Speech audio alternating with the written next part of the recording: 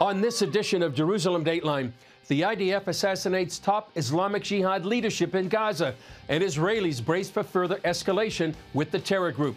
Plus, against all odds, marveling at the miracle that is Israel's 75th anniversary. And pushback against the U.S. from China and Russia, and the satellite states that may be joining in, and how the far-reaching powers of artificial intelligence could pose a threat to people of faith around the world. Plus, honoring a friend of Zion. All this and more coming up on this edition of Jerusalem Dateline. Hello and welcome to Jerusalem Dateline. I'm Chris Mitchell.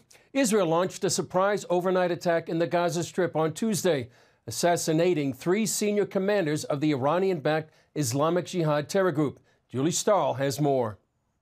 The aerial footage on your screen shows airstrikes pounding terror targets and weapons manufacturing sites in a campaign called Operation Shield and Arrow.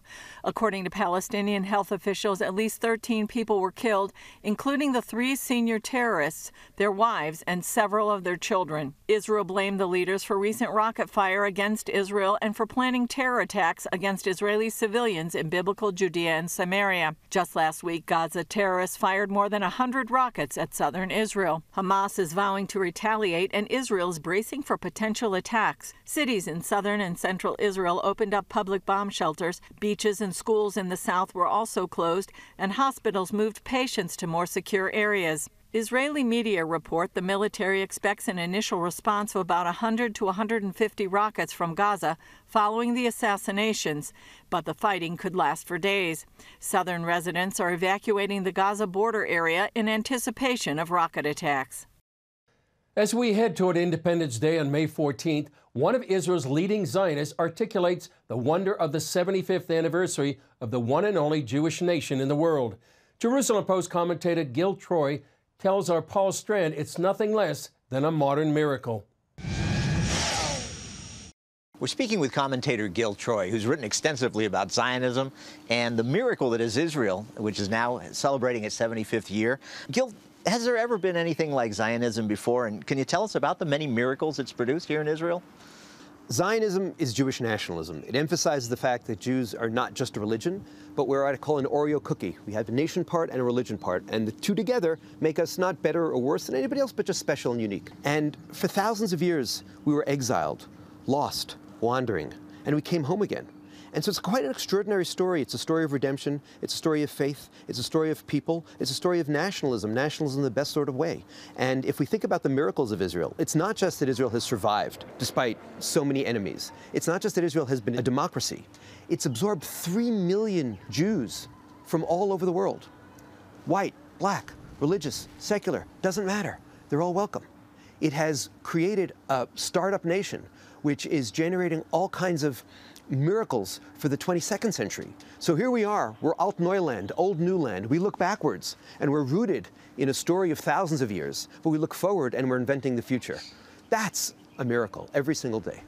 With all the Jews have been through, I mean, slavery, exile, slaughter, the horrors of the Holocaust, what keeps them surviving, even thriving? I'm calling us Phoenix Nation. We've been knocked down, but we get up again, and no one's gonna ever keep us down. And it's a matter of faith, obviously, that sense of believing in miracles, but you don't just have a leap of faith, you have a leap of hope. And what's a leap of hope? A leap of hope is that tomorrow will be better than today, and it's on us to roll up our sleeves and make it happen. And that's a very American story, it's a very Jewish story, it's a very Israeli story. It's about liberal democracy. It's about empowering individuals to work together, to dream together, and to build together. And there's a great Zionist song, when we build together, we also are rebuilt together. And that's the beauty of nationalism, that's the beauty of Americanism and of Zionism. Every year at Seder, your family reads some powerful words about Israel from a deep Jewish thinker, Hillel Halkin. Can you share those words with us? Absolutely. The Seder is a moment where we celebrate on Passover liberation, freedom, redemption. And this extraordinary American-born thinker, who now lives in Israel, writes, "A great adventure. I wouldn't have missed it for the world.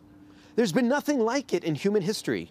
A small and ancient people loses its land and forgets how to speak its language, Hebrew, wanders defenselessly for hundreds, thousands of years throughout the world with its God and with its sacred books.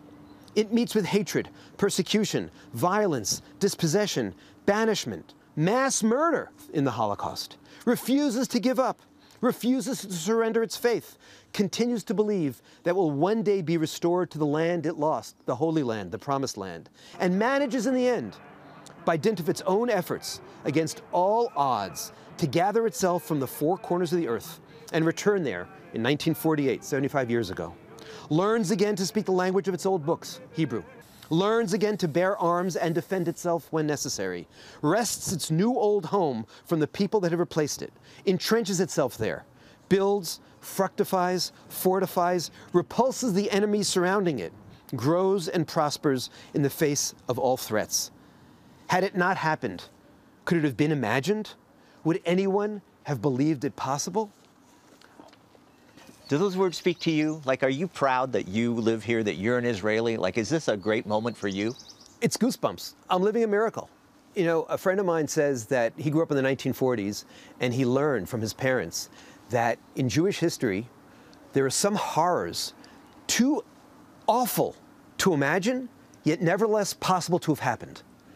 And in Israel, what happened was we took the inconceivable and we made it possible. And we showed that sometimes the inconceivable can be too awful to imagine, and sometimes it can be so wonderful that it becomes a pathway forward. And every single day, with all our challenges and with all our worries, we're living an adventure. Sometimes we have to dance through the raindrops, but we always end up bigger, brighter, and better. And in partnership with our friends in America and throughout the world, lovers of democracy, lovers of liberalism, lovers of nationalism, and people of faith. And that's what it's all about. And that's why we're the fourth happiest country in the world. Not because we have all the toys, but we have a sense of meaning, a sense of purpose, a sense of community, a sense of togetherness. Thank you so much, Gil. We've been speaking with commentator Gil Troy on the miracle that is Israel at 75. I'm Paul Strand, CBN News, Jerusalem. Coming up, China emerging as a major power player in the Middle East and Europe. Why some analysts are concerned about a new axis of evil led by Beijing and Moscow.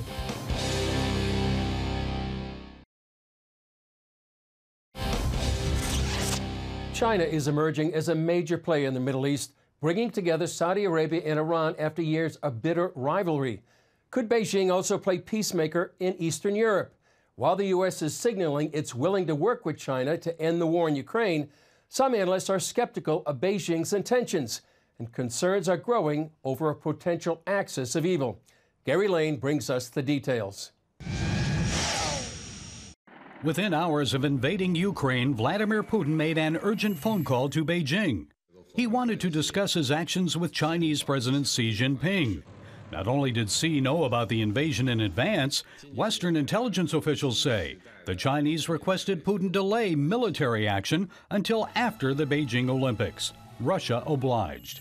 This revelation indicates a strengthening of the Sino-Russian alliance and suggests the potential for President Xi to rely on his Russian partner for additional help. So is he preparing to pounce on Taiwan?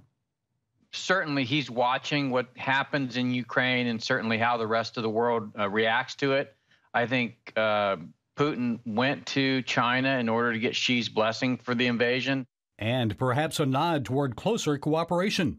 Both presidents know Russian success in Ukraine is necessary for the alliance to make more significant gains. Russia the bear and China the dragon are looking at a way to undermine the United States on the edges of their spheres of influence. If the Russians extend their area of hegemonic influence over Eastern Europe, China backs it. The Chinese will look towards the Russians for support for a potential invasion of Taiwan, an expansion of their hegemonic interests towards Southeast Asia. Greg Roman is director of the Middle East Forum. Both countries, I think wrongly, but they both feel threatened by the U.S. dominance in the region, and now they're pushing back. If they work together, they're more likely to think that they'll succeed. But I think the U.S., by the time it starts confronting these two theaters, should wake up and realize that it's time to contain Russia and China. And at the end of the day, the Russians and the Chinese have a historical grievance that goes back hundreds of years, and that might upset the apple cart. For now, in order to aid their pursuit for Russian energy and Chinese money, certain countries are joining this new Sino-Russian-led axis. That includes Pakistan, whose Prime Minister Imran Khan met with Putin just hours before the Ukraine invasion, even though war was imminent. His high-level Moscow visit was Pakistan's first of its kind in more than 20 years.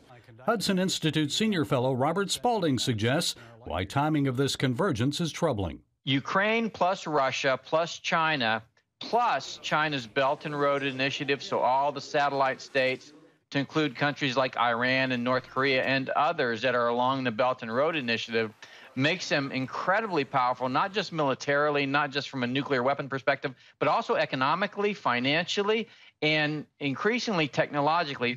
American ally Taiwan would be a rich target. It has plenty of wealth and technology, currently accounting for 60% of the world's semiconductor revenue. A coordinated military invasion of the island would give the members of this alliance dominance over the global microchip industry. That could prove devastating to the U.S. defense industry, which relies heavily on its allies' tech.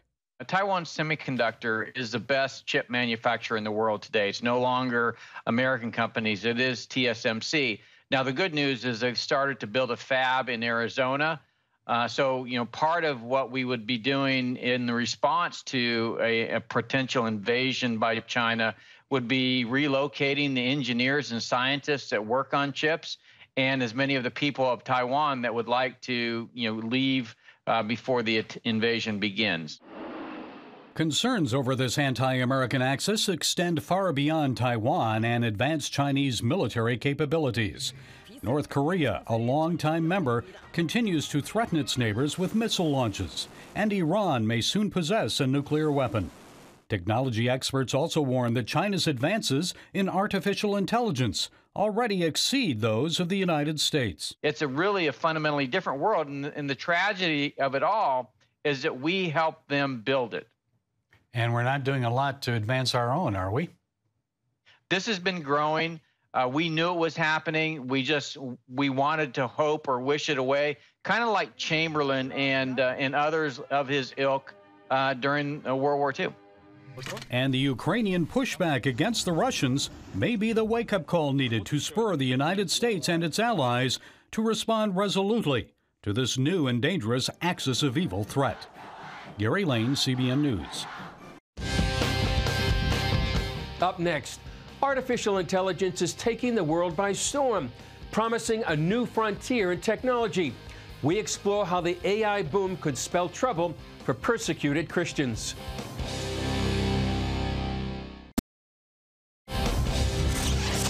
Many experts have already called for caution on the development of AI, artificial intelligence. Now, a persecution watchdog is also sounding the alarm on how this growing technology could be used against Christians and other religious believers around the world. Billy Hollowell of CBN's FaithWire speaks with David Curry, President and CEO of Global Christian Relief, about the ways repressive regimes, terrorists, and others could use AI against believers. Take a look.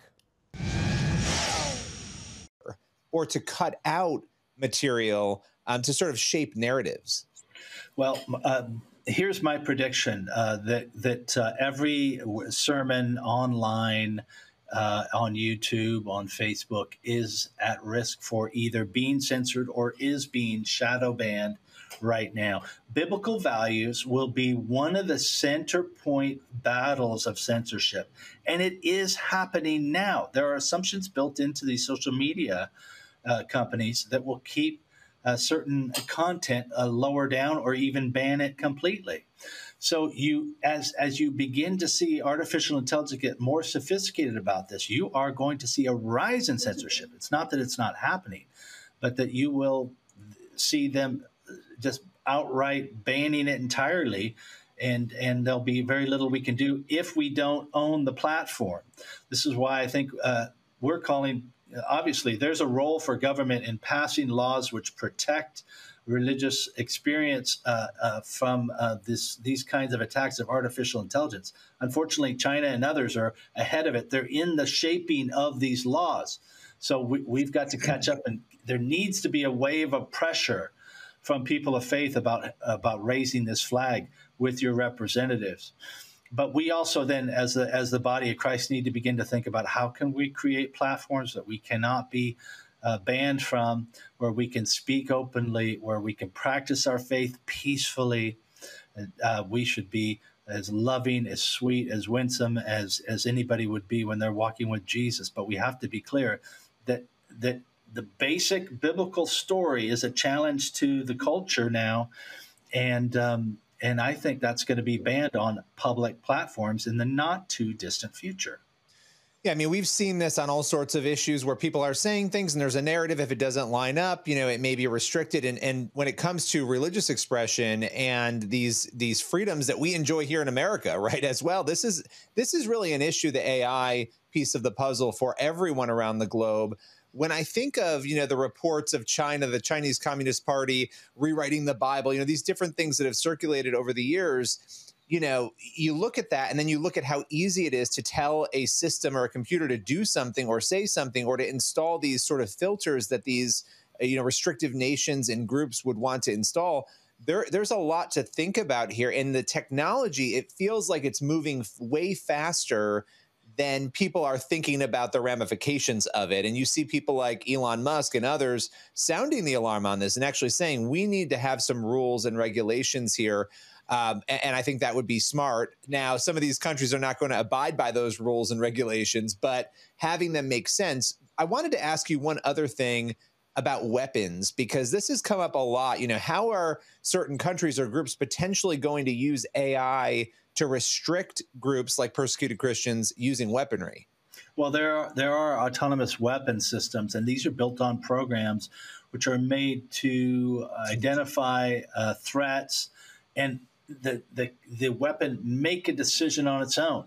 There's already some level of sophistication. We see this in Nigeria from terrorist groups like ISIS, West Africa, Al-Shabaab, where they're using technologies to narrow down the target of Christian population, cut them off from cell service, etc., and then attack.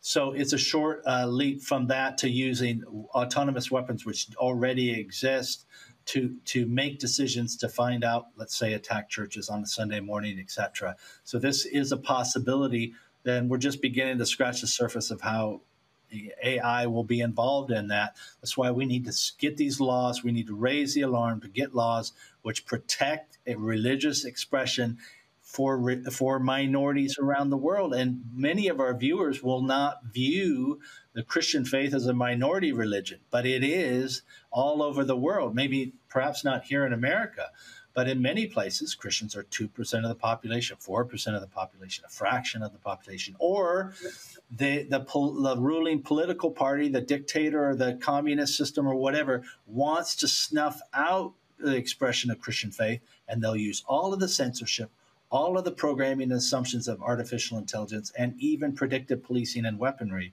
that will make these decisions in the near future. We're not looking at a far horizon. I think in the next 5 to 10 years, you're going to see this escalate to be maybe the issue of our time.